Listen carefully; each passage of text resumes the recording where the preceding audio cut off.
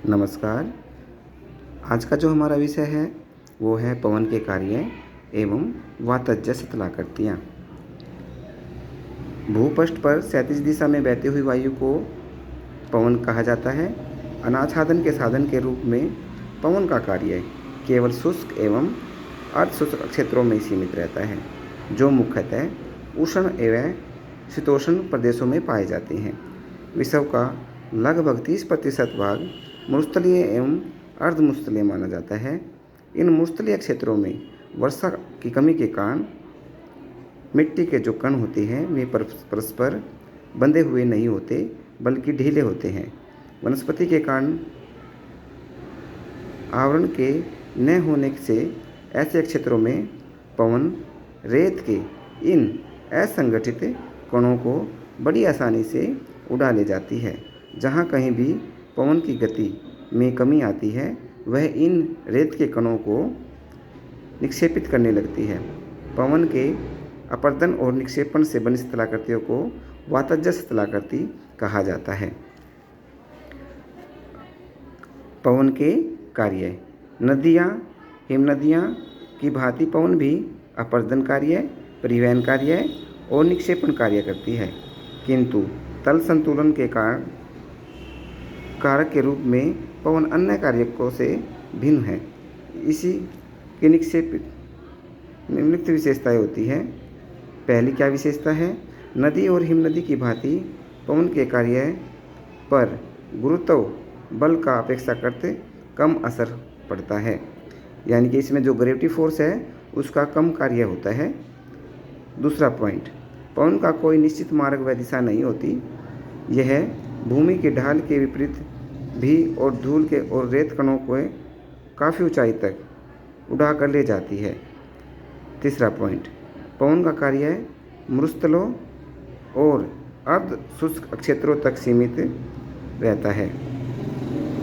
चौथा पॉइंट, पवन मरुस्थलों में रुकावटों के अभाव से दूर दूर तक कार्य करती है। वहाँ इसकी गति भी तीव्र होती है तथा अपर्दन और परिवहन अक्षमता भी तीव्र होती है। मोटे कणों के अधिक ऊंचाई तक न उठा पाने के कारण पवन का अपर्दन कार्य धरातल से थोड़ी ऊंचाई तक ही सीमित रहता है। पवन अपर्दन की लंबी अवधि चट्टानों में विचित्र रूप पैदा करती है। पवन आर्द्रता और वनस्पति के अभाव वाले क्षेत्रों में कार्य करती है, क्योंकि यहाँ मिट्टी के कण ढीले मिलते हैं। तो जैसे नदी अपर्दन कार्य करती है, परिवहन कार्य करती है, निक्षेपण कार्य करती है, उसी तरह से पवन भी, बहती हुई पवन भी अपर्दन कार्य करती है, परिवहन कार्य करती है और निक्षेपण कार्य करती है। तो अब हम पढ़ेंगे पवन का अपर्दन कार्य। पवन जिन ढीली चट्टान कणों को ढोती है, उन्हीं को औजार बनाकर अपने मार्ग में पड़ने वाली चट्टानों पर यांत्रिक अपर्दन करती है। पवन चट्टानों का अपर्दन 3 प्रकार से करती है।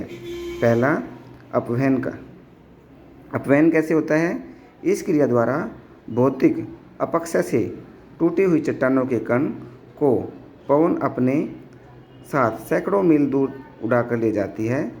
थार मरुस्थल से उठने वाले जो तूफान होते हैं, अंधड़ होते हैं, उड़ा गए धूल कण आगरा व मथुरा तक पहुंच जाते हैं। अपेक्षाकृत बाहरी रेत कण रेतीली आंधियों के रूप में अप्रवाहित होते रहते हैं तथा और भी स्थूल कण पवनों के प्रभाव के साथ साथ धरातल के ऊपर घसीट कर आगे बढ़ते हैं। अपवहन से भूमि का तल नीचा हो जाता है और उसमें अवनमन पड़ जाते हैं। दूसरा पॉइंट है अपघर्षण। अपघर्षण कैसे होता है? पवन के साथ उड़ते हुए शैल कण मार्ग में पड़ने वाली चट्टानों पर रेगमार की तरह प्रहार करती है। उन्हें रगड़ते हुए, घिसते हुए पवन की यह क्रिया उसके वेग, रेत कणों की मात्रा तथा मार्ग में पड़ने वाली चट्टानों की संरचना पर निर्भर करती है। संरचना का मतलब है बेटा कि वो कठोर है या कोमल है। जो कोमल होती है वो शीघ्र ही घिस जाती है, जो कठोर होती है वो धीरे धीरे, यानी कि चट्टान के स्वभाव के ऊपर डिपेंड है कि वो कठोर है या कोमल है। अपघर्षण का कार्य 6 फुट की ऊंचाई तक ही महत्वपूर्ण होता है। इसमें कोमल सैलों घिस घिस कर चिकनी हो जाती है, कठोर सैलों में खरोंचें पड़ जाती है और सैल संधियों, खांचे और शिखरिकाएँ आदि बन जाती है। तीसरा पॉइंट है शनि घर्षण। शनि घर्षण का कैसे होता है? इस क्रिया में पवनों के साथ उड़ते हुए कण आपस में टकराते हैं, टकराकर और सूक्ष्म कणों में बट जाते हैं। सूक्ष्म रेत के कण मरुस्थलीय अपरदन के अंतिम उत्पाद होते हैं और वातज स्थलाकृतियों का निर्माण में महत्वपूर्ण भूमिका निभाते हैं। यानी कि जो बारीक कण हैं, मोटे कण हैं, में अपनी अपनी तरह से कार्य करते हैं।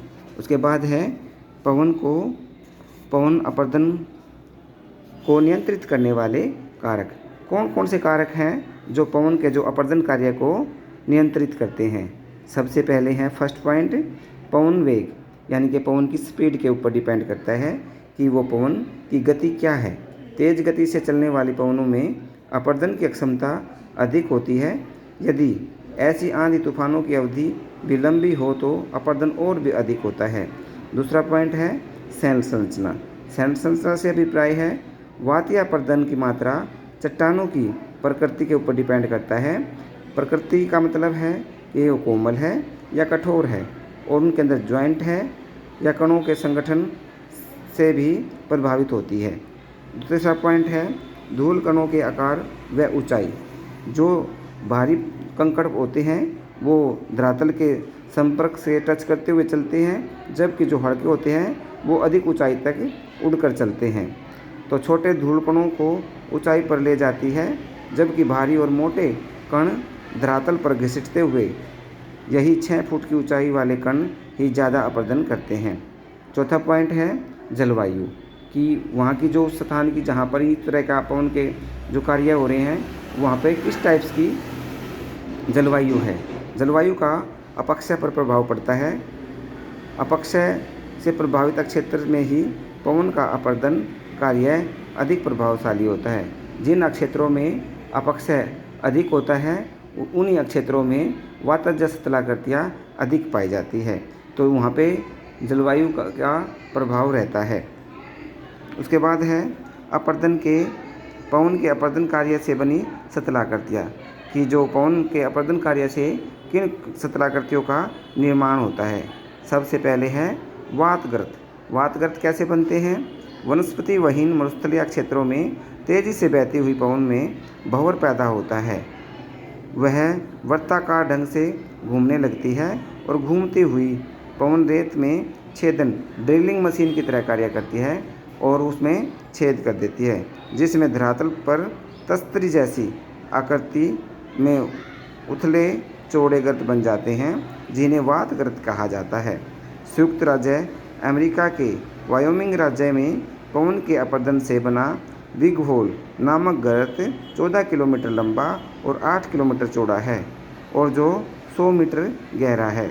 चित्र 13.2 में वातगर्त का निर्माण दिखा रखा है, किस प्रकार से पवन चलती है और उसमें जो ड्रिलिंग मशीन की तरह जो कंकड़ पत्थर थे उन्होंने क्या कर दिया है, एक होल बना दिया है भंवर के द्वारा। ठीक है। उसके बाद है अपवहन गर्त। कई बार पवन अपनी अपवहन क्रिया द्वारा रेगिस्तान के धरातल की रेत जल स्तर तक हटा देती है।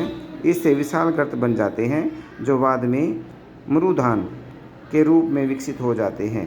वहाँ पे वर्षा का जो जल होता है और जो डेजर्ट एरिया होता है उसमें हल्की 25% वर्षा होती है, 25 सेंटीमीटर वार्षिक वर्षा होती है, तो वो वर्षा वहाँ पे उसका पानी जो इकट्ठा हो जाता है उससे ओसिस या मरुधान का निर्माण होता है।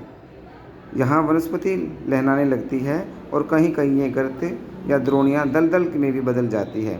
मिस्र का एक ऐसा ही गर्त फ्यूम गर्त समुद्र तल से लगभग 40 मीटर नीचा है।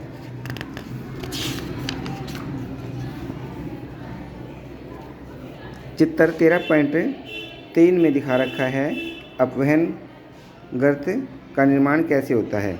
उसके बाद है तीसरा पॉइंट छत्रक। मरुस्थलों में पवन के मार्ग में पड़ने वाली चट्टानों के आधार तल पर अपरदन सबसे अधिक होता है, क्योंकि पवन में बड़े व भारी कण धरातल के समीप बह रहे होते हैं। बड़े कण ऊपर के सूक्ष्म कणों की अपेक्षा चट्टानों के निचले भाग में तेजी से अपरदन करते हैं। इसे अधोदर्न के रूप चट्टान का निचला भाग संकरा, ऊपर भाग चौड़ा बन जाता है। ऐसे भूआकार दूर से छतरी जैसी आकृति दिखाई देती है। सहारा मरुस्थल में ऐसी स्थलाकृतियों को गारा कहा जाता है। राजस्थान के जोधपुर के निकट ग्रेनाइट के चट्टानों से बने ऐसे अनेक छत्रक देखने को मिलते हैं।